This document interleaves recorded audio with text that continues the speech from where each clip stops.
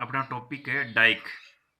Dyke का मतलब होता है, डाई का मतलब डायोड और एसी का मतलब अल्टरनेटिंग करंट, यानी डायोड फॉर अल्टरनेटिंग करंट, यानी एक ऐसा डायोड जो एसी के फुल साइकिल के लिए वर्क करता हो, पॉजिटिव और नेगेटिव हाफ साइकिल के लिए, उसको अपन डाइक कहते हैं। जैसे अपन ने पढ़ा था, डायोड होता है वो केवल हाफ साइकिल के लिए ही काम करता है। जब इसमें पॉजिटिव हाफ साइकिल यानी पी को पॉजिटिव से जोड़ा जाता है तो फॉरवर्ड वाइस में होता है, और जब नेगेटिव हाफ साइकिल आता है तो पी नेगेटिव से जुड़ जाता है। जब ये रिवर्स वाइस में होता है, जब ये फॉरवर्ड वाइस में होता है, तभी कंडक्शन करता है।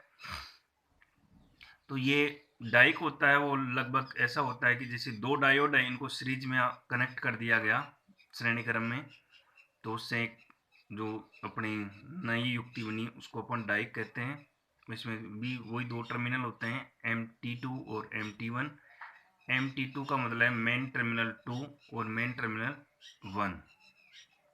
इसमें 4 लेयर होती है पीएन की, जिसमें P1 और P2, और 3 होते हैं N1, N2 और N3।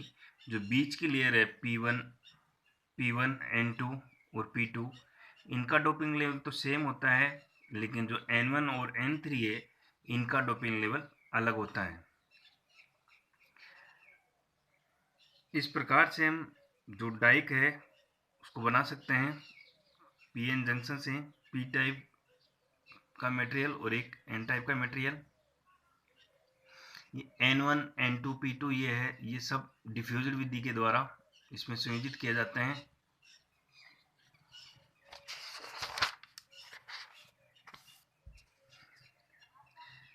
डाइक डाइक का मतलब है ये दोनों दिशाओं में कार्य करता है। एक तो पीएन युक्ति है और ये दोनों दिशाओं में कार्य करती है। और डाइक का जो मतलब होता है वो होता है डायोड फॉर अल्टरनेटिंग करंट। ये थ्राइस्टर फैमिली से है। थ्राइस्टर अलग अलग टाइप के थ्राइस्टर होते हैं, उसमें डाइक भी एक सदस्य है। और सामान्य अवस्था में तो ये दोनों दिशाओं में कार्य करता है, रिवर्स वाइस स्थिति में ही रहता है। और किसी भी दिशा में फॉरवर्ड हो या रिवर्स हो, 22 में वोल्टेज का मान पूर्व निर्धारित मान से अगर अधिक होता है तो ये कंडक्शन शुरू कर देता है, इसमें विद्युत धारा का प्रवाह प्रारंभ हो जाता है। डाइक होता है, उसकी कंस्ट्रक्शन किस प्रकार से होता है कि डाइक होता है उसमें दो टर्मिनल होते हैं MT1 और MT2। MT2 होता है, अगर पॉजिटिव होगा, धनात्मक होगा, तब धारा प्रवाह की जो दिशा होगी वो होगी P1 से N2 और P2 से N3। इस प्रकार से जब MT1 धनात्मक होगा तब धारा की दिशा होगी P2 से N2 और P1 से N1।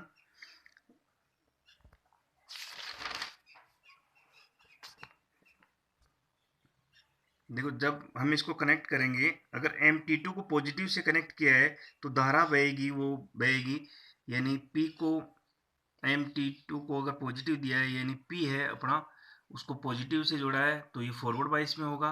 और धारा की जो दिशा होगी, धारा बहेगी, वो होगी P1 से N2 और फिर P2 से N3। और जब हम MT1 होगा उसको पॉजिटिव देंगे, तब धारा बहेगी P2 से N2 और P1 से N1। जैसे P को पॉजिटिव से जोड़ेंगे तो फॉरवर्ड वाइस में होगा डायोड, और P को नेगेटिव से जोड़ेंगे तो रिवर्स वाइस में होगा। इस प्रकार से इसमें जंक्शन बनेंगे। तो एक जब P1 को पॉजिटिव रखेंगे और N को नेगेटिव रखेंगे तो अपना जो जंक्शन बनेगा वो बनेगा फॉरवर्ड वाइस का जंक्शन। और जब P को नेगेटिव से जोड़ देंगे तब रिवर्स वाइस जंक्शन बनेगा। देखो इसकी वर्किंग किस प्रकार से होती है।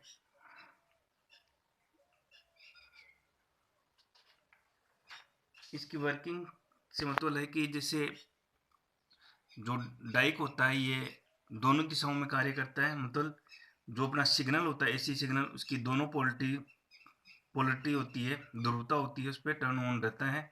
जब हम MT2 को MT1 के सापेक्ष धनात्मक वोल्टेज देंगे तब धारा के प्रवाह होगा P1 से N2 और P2 से N3। तो इस प्रकार से जब MT1 को MT2 के सापेक्ष धनात्मक वोल्टेज देंगे तब धारा की दिशा P2 N2 P1 N1 में होगी। और डायोड की जो कार्य प्रणाली है वो श्रेणी क्रम में संयोजित दो डायोड की कार्य प्रणाली के समान ही होती है। इसे 3 परतों वाला ट्रिगर डायोड भी कहते हैं। इसको 3 परतों वाला ट्रिगर डायोड भी कहते हैं। और इसमें जो 2 डायोड लगे हुए हैं वो एक सीरीज में लगे हुए हैं और इसकी कार्यप्रणाली भी वैसी होती है जैसे डायोड की होती है। जैसे अपन एक डायोड को फॉरवर्ड वाइस में होगा, अगला जो डायोड आएगा वो रिवर्स वाइस में हो जाएगा, तो जो करंट फ्लो है उसको रोक देगा, करंट का फ्लो नहीं हो पाएगा। और जब दोनों ही डायोड फॉरवर्ड वाइस में होंगे तो करंट का फ्लो होगा। तो इसका संयोजन इस प्रकार से किया जाता है कि जो करंट का फ्लो हो दोनों साइकिल में हो, पॉजिटिव हाफ साइकिल में भी और नेगेटिव हाफ साइकिल में भी।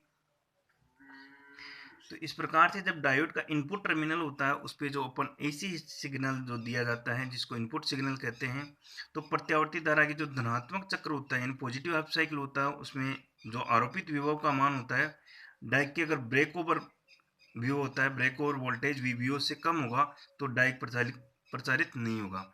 अगर जो अपन इनपुट सिग्नल दे रहे हैं वो इसके ब्रेक ओवर वोल्टेज से कम होगा तो ये ऑन नहीं होगा।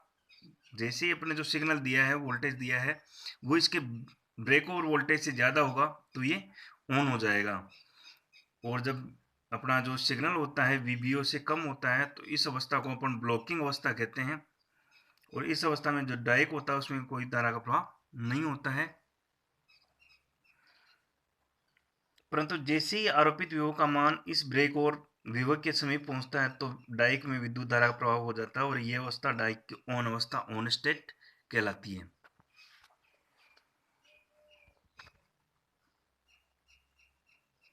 तो जो डायोड होता है उसमें जैसे डायोड होता है सेम वैसे ही इसका फंक्शन होता है फॉरवर्ड वाइस और रिवर्स वाइस के बेस पे।